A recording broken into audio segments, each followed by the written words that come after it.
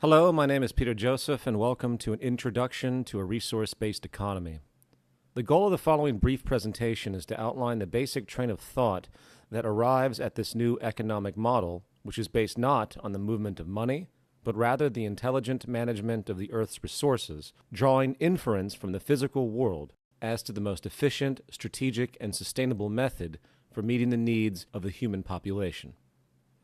In the world today, societal decisions are essentially the responsibility of individuals or groups within the arena of politics or business. In fact, one could note that politics and business are the governing group entities of the social order as we know it. And, as history has shown, whenever anything goes wrong on the societal level, the tendency is for one group or subgroup to simply impose blame on another. The left will blame the right, the conservatives will blame the liberals, a new administration will blame an old administration, etc. Yet, rarely do we hear any criticism of the foundation of the social operation itself. It appears to simply be presupposed by most. In other words, the culture seems to unconditionally accept the socioeconomic paradigm without question, and politics and business are assumed to be a natural human state of affairs. Even in a world of growing unemployment, growing poverty, growing mental health disorders, drug abuse, raw resource depletion, overall environmental degradation, violence and war propensities, systemic global debt defaults, accelerating inflation, atmospheric destabilization, and many other social and ecological problems too numerous to name at this stage, there still exists a general refusal to consider that maybe the socioeconomic system itself could be at fault. What if the very game we play is really the problem? What if the very nature of the dominant institutions and methods of our time are actually creating and reinforcing certain behavioral tendencies which are, to put it simply, unsustainable and destructive, yet we simply don't see it? As time has moved forward with the exponential increase of human knowledge, we have seen a natural erosion of various forms of superstition and provably non-progressive social practices. We are slowly inching into a true age of reason, if you will, which recognizes that there are indeed proven governing natural laws with direct physical reference, and that this method of thought, which we can term scientific, allows us to extrapolate viable approaches to our conduct which almost virtually guarantee a tangible return, if, of course, properly assessed. This scientific inference is what has produced, in fact, the vast technology we see around us, from airplanes to life-saving medicine to even our understanding of the universe itself. Simply put, science is an approach to our comprehension of the world and ourselves, guiding us to the closest approximation of reality as we could possibly have. And of course, while we all see the obvious fruits of this method of thought and its vast applications, there is, however, still one area which stands virtually untouched by the scientific methodology: our social system. In this context, we appear to be stuck in time, using antiquated, traditionalized practices which show clear signs of deficiency. For instance, we give dictatorial powers to politicians and political parties under the guise of something we label democracy. Politicians who, on average, clearly have no education or training in the technical affairs of social organization. In a world where one child unnecessarily dies every 5 seconds from poverty and deprivation, many look to government institutions for a resolution, not really considering the scientific reality that feeding and caring for the people of the world is not a political issue. It is a technical one, resolvable by simple resource management and allocation and the intelligent and strategic application of technology. Likewise, we have these things we call corporations or businesses, which are able to arbitrarily claim property of the finite natural resources of this planet, resources we all need. They utilize those resources for the betterment of an isolated group through a self-interest-based system we call free market exchange. In fact, when it comes down to it, the message of this system is quite clear.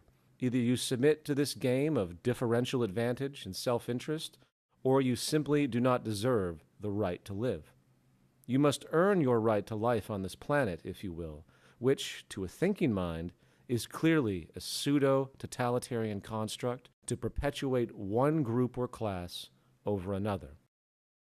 Yet, again, this inhumanity goes unnoticed, for it is structurally built in. We are born into this system, and we are groomed to think it is a natural fact, an empirical way of life. Just as if years ago perhaps you were born into a society as an abject slave. Since you have never been exposed to anything contrary, you might even believe that you're supposed to be a slave, as though it is again a natural order of reality. And if we couple that fact with a monetary system based explicitly on debt, which, unannounced to most, mathematically guarantees that a subclass of the human population will always be deprived, we begin to see that we live in an advanced variation of feudalism and nothing more. It is technically impossible for everyone to have their needs met in the current system.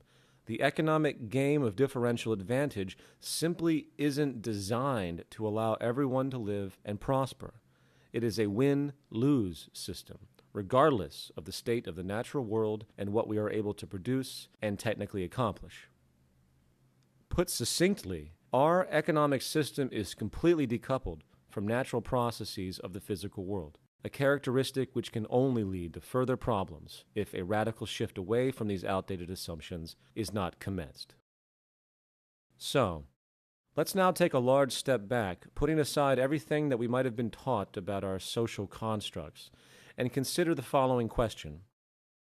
What are the immutable foundations of human health and prosperity, and how do we construct a system which meets those needs for the entire human population, understanding we live, of course, on a finite planet, while ensuring the sustainability of this habitat for future generations?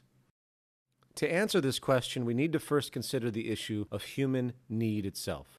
For eons now, philosophers have contemplated the nature of mankind, trying to find those human universals we all share. This, of course, is an ongoing debate with many speculations, yet when it comes to the arena of human needs, we do find a virtually universal set of commonalities amongst the entire species. Needless to say, if we do not get proper nutrition, food, air, and water, we will cease to exist over time. If we are exposed to substances which are chemically toxic to our biology, such as ingesting mercury or the like, we will likely get very sick.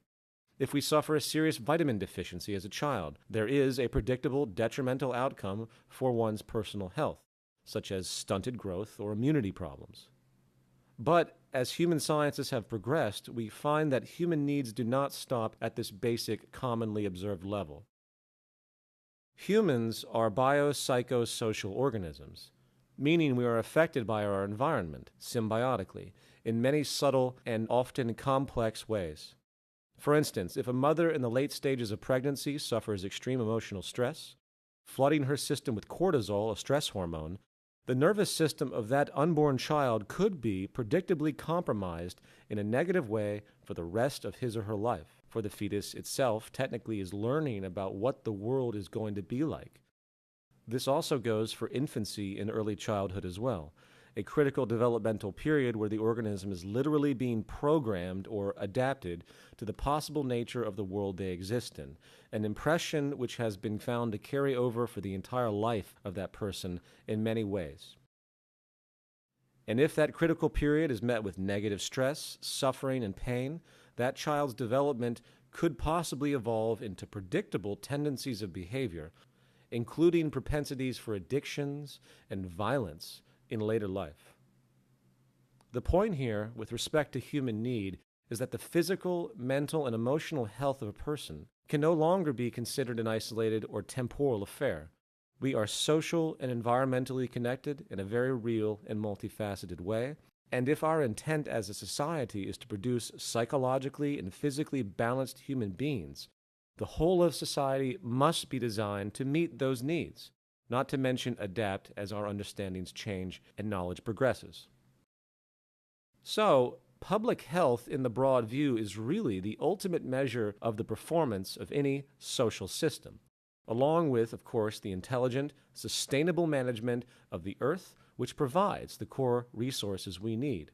coupled as well with a social arrangement which is actually conducive for a healthy individual to prosper and hence the health of society itself and its progress. So, given this basic understanding, how do we go about designing a society that actually supports the human species while maintaining environmental balance? This brings us to the concept of a resource-based economy. A resource-based economy is a direct response to this natural, physical, scientific understanding, inferentially derived to calculate how to best meet the spectrum of human needs in the most efficient and sustainable way, taking into account what actually supports us, which again is the symbiotic relationship of this delicate, providing biosphere we all share.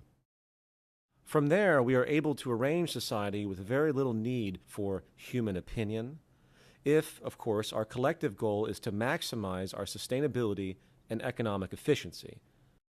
The system that we describe is self-generating. It is self-evident once these parameters are assumed. There are three dominant economic considerations which need to be considered immediately: resource accounting, dynamic equilibrium, and strategic design. As far as resource accounting, we live in a virtually closed planetary biosphere with a set of mostly finite resources at our disposal. Given this reality, the logic becomes quite clear as to our responsibility if we wish to allow our habitat to sustain itself for future generations and meet the needs of the current population. We must organize and account. Proper economic resource allocation really cannot be made unless we have a clear understanding of what we have and where it is in a complete, unified way. Eventually, this understanding will lead to what we could call the carrying capacity of the Earth, which is very important information. But this accounting, of course, is only the first step. We also need to track the rates of change and regeneration, where applicable. Here we have what we call dynamic equilibrium. The classic example of this issue today is deforestation. Trees have a natural growth rate and cycle, and if our use of wood exceeds the rates of natural regeneration, which is of course the case today, unfortunately, we have a problem, for it is by definition unsustainable. Remember, as an aside, the monetary market model requires as much consumption as possible to keep the growing population employed and the economy operational. This is, of course, simply ecocidal. Remember, a core requirement of a true economy is to economize, or be strategically efficient and conservative. Today we live in what could be called an anti-economy. And this leads us to strategic design. Efficiently meeting the spectrum of human needs on a finite planet in a sustainable way means resource allocation must be optimized strategically and, of course, conservatively. Today, this is not done, or you could say haphazardly done, through arbitrary monetary realizations. It is about what can be afforded by the producer and hence the consumer, not what the most scientifically efficient and strategic usage actually is. Not to mention the issue of longevity of a given good and the method to be used for its eventual breakdown, hence recycling. All of these elements need to be considered in the initial design without the interference of the market system and cost efficiency, which serve as inhibitors to sustainable design. Again, an economy is about increasing efficiency at all times. It is about doing what is most scientifically correct, not what some company can afford in order to remain competitive in the market model. We need strategic accounting, allocation, and design as derived from proven technical parameters that assure maximum efficiency and sustainability. Anything less is simply negligence. So, resource accounting, dynamic equilibrium, strategic design sets the basic underlay for this resource-based economic model. So, let's now continue this inference. Building upon these, we can then arrive at the following more specific organizational points. First, we need to move from a growth to a steady-state economy. Dynamic equilibrium simply cannot be maintained in a growth economy, for constant growth is literally impossible on a finite planet. 2, we need a collaborative system, not a competitive one. Strategic design cannot be fulfilled when cost efficiency is in play. In fact, quite simply, monetary efficiency is inverse to technological efficiency. Number 3, we need a planned, designed system. A system designed to take into account resource allocation, dynamic equilibrium, and strategic design explicitly. The dispersed, haphazard corporate system does not even come close, and the lack of efficiency and waste is simply unacceptable. 4, automation is put before human labor on all levels. This falls under the component of strategic design once again. Not only do we design consumer goods to be as efficient as they can be, but the very design of the production methods themselves to produce these goods needs to be equally as strategic to maximize accuracy and output.